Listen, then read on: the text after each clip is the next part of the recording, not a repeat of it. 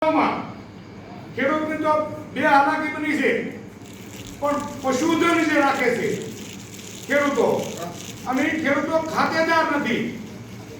તો એની માટે સરકારે કઈ વિચાર્યું ખરું કે ખેડૂતને તો લોલીપોપ આપી છે, પણ હવે ખેડૂત ખાતેદાર નથી કે પશુધન જે રાખે છે, તો એની માટે પણ સરકારને આ વિચારવા જેવો સબ્જેક્ટ છે કે પશુધનને 1 કિલો ઘાસ નથી, ઘાસ વધ્યું નથી, ચારો વધ્યો નથી, તો તાત્કાલિક સરકારને સર્વે કરી, પશુધન સર્વે કરી ઘાસ ચારાની વ્યવસ્થા કરવી જોવે। અને જે લોકો ખાતેદાર નથી એ સાતબારમાં ક્યાં છે, અને પશુધન એનો વ્યવસાય છે, સરકારે જે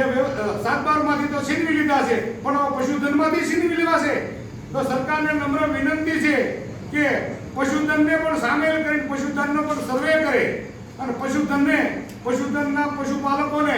એક રાહતનું પેકેજ આપે એવી એક નમ્ર વિનંતી છે।